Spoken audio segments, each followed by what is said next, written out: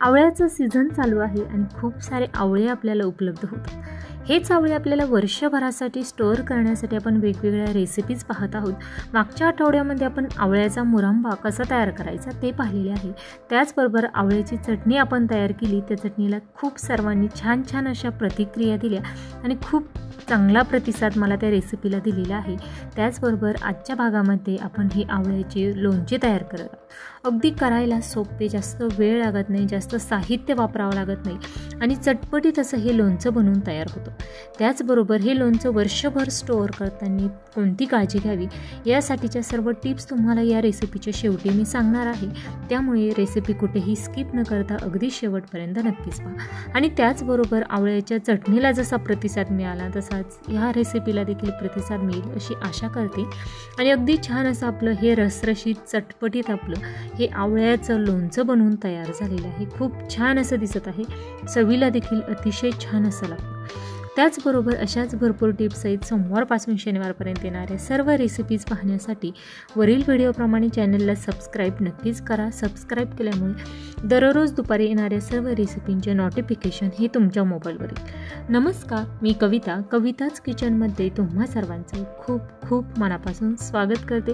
आज आपण एकदा बनवून वर्षभर स्टोअर करता येईल असं चटपटीत आणि अगदी जेवताना तोंडाची जेवणाची लज्जत वाढवणारं हे चटपटीत आवळ्याचं लोणचं करत आहोत। आता या ठिकाणी मी पाव किलो हे आवळे घेतलेले। आता हे जे पाव किलो आवळे आहे ना, यापासून आपली अर्धा किलोची बरणी भरेल एवढं लोणचं तयार होणार।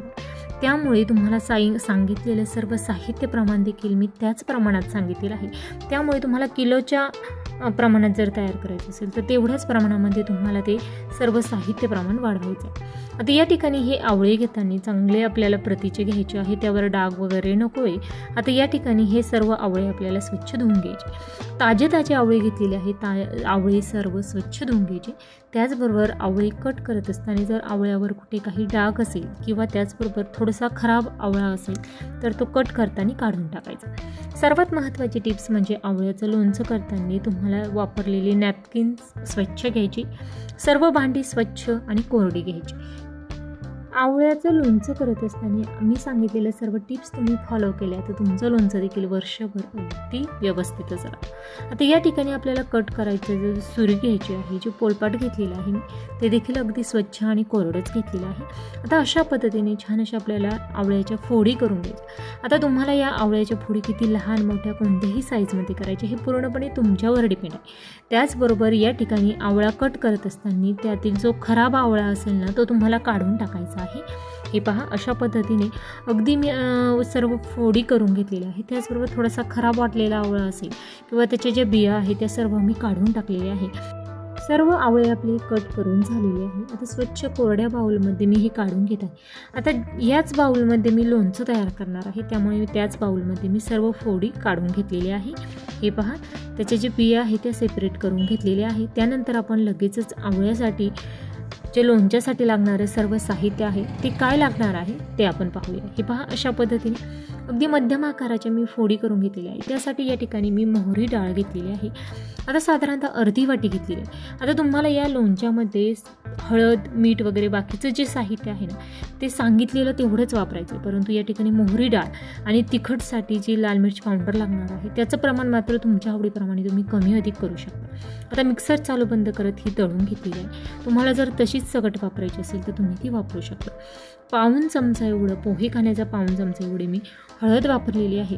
तर काश्मीरी लाल मिरच पावडर मी साधारणतः 2 चमचे टाकणार आहे। या मिरचीमुळे छान असा रंग आपल्या या लोणच्याला येणार आहे। त्याचबरोबर मीठ घेताना अगदी लहान साईजचा चमचा घेतलेला आहे आणि 2 चमच्याला थोडंसं कमी एवढं मीठ टाकलेलं आहे। त्यानंतर हिंग टाकलेला आहे, साधारणतः अर्धा ते पाव चमचा एवढा हिंग टाकलेला आहे, कारण आपण फोडणी देण्यासाठी देखील हिंग वापरणारच आहोत। आता सर्व मसाले यामध्ये आपल्याला मिक्स करून घ्यायचे।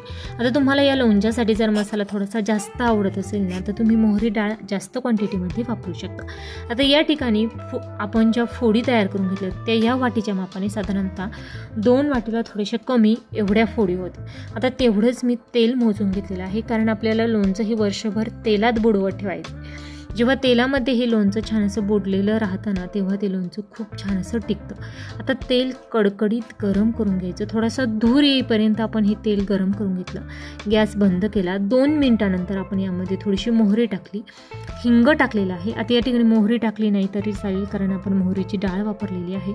त्यानंतर हळद टाकलेली आहे आणि सर्वात शेवटी आपण यामध्ये मेथी दाणे टाकणार. मेथी दाण्यामुळे आपलं लोणचं चवीला खूप छान असं लागतं, त्याचबरोबर टिकतं देखील चांगलं. आता या ठिकाणी आपण ही खमंग फोडणी तयार केलेली आहे.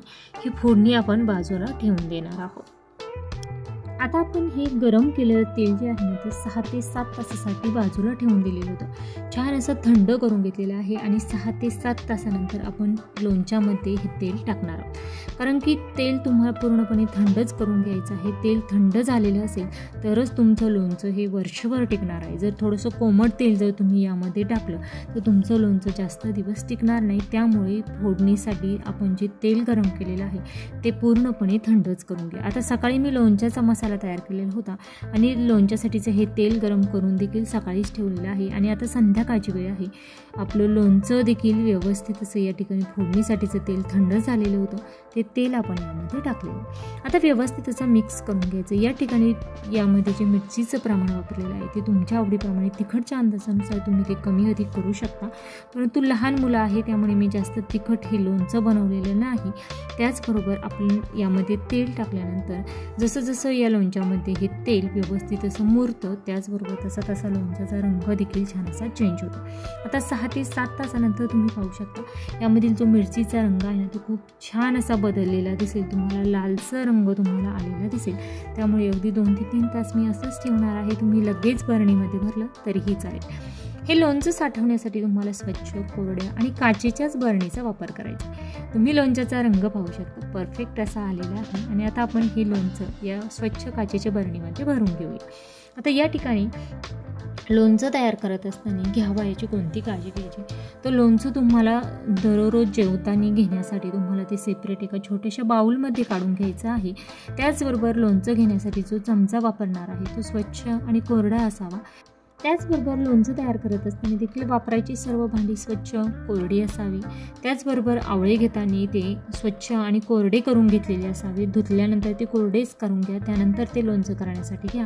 त्याचबरोबर त्यासाठी आपण जे फोडणीसाठीचं तेल केलेलं आहे गरम, ते पूर्णपणे थंड करून घ्या, त्यानंतरच तुम्ही ते लोणच्यामध्ये मिक्स करा.